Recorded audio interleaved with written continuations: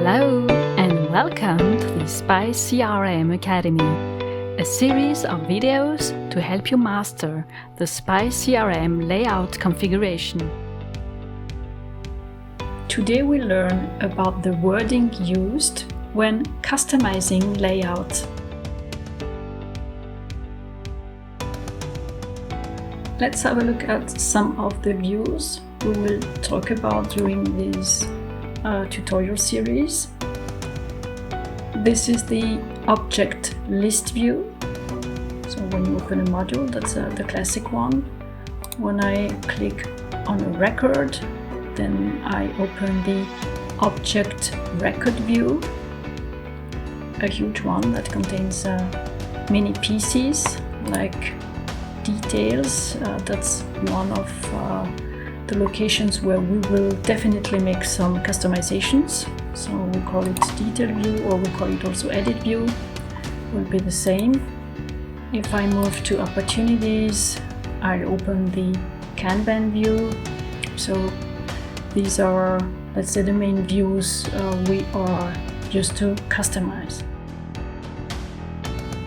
In each view, we have what we call components. Components are little pieces of program who can, for example, render a display, or they can communicate with the backend, with the database, retrieve data, and then do something with it. And the interesting point for us is all the components related to a layout. So, for example, rendering here, the header of this view is related to a component.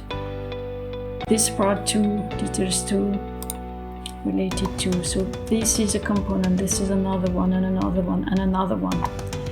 And the way they are put together, so for example, for this related tab, we call it object relate container.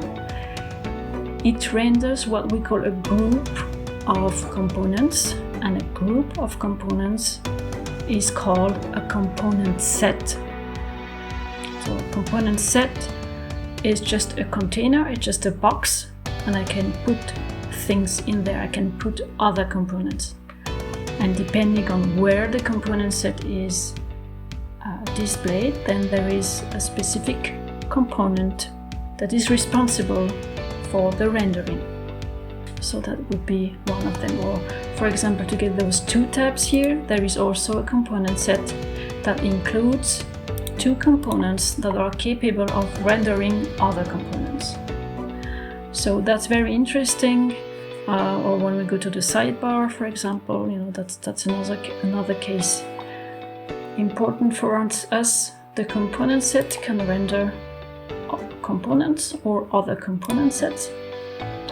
Or here, there's also these panels. Here, there are 3 components, and they render, in that case, that's the next word we learn, they render field sets. So a field set is a group of fields, but can also be a group of field sets. So let's take a closer look to the contact field sets that we have here. Jumping to the workbench and opening the field sets. So we want to have a look at contacts. And you see here, that's why it's important to know about, what we call a detail view, what we call a list view, because this wording is used also for the names in field sets. So that will be the main field set, that will render all of this. And within the field set, you see this is another field set, and here I have a field item.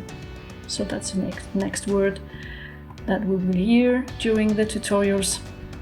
So you could, have an infinite, like a tree of field sets rendering other field sets, but in the end there is always a field item that is displayed. So you don't specifically see the field set, you just recognize it because it looks like a row, like in a table, right? But sometimes, and it helps to arrange fields maybe have more fields next to each other. And the fourth thing here is then a component set that can be rendered by the object record details component.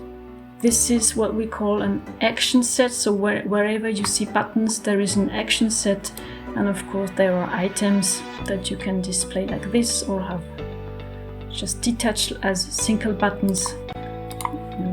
This is also an action set here with three buttons. Let's summarize what we've learned. A layout is based on a main component and then a cascade of component sets, component sets, component, field sets, and eventually action sets. And the main components we will work on are the object page header, the object page header details, the object record details, the object relate container, and the object list view within then here the object list. If you have any doubts, please subscribe to the community website and post your questions.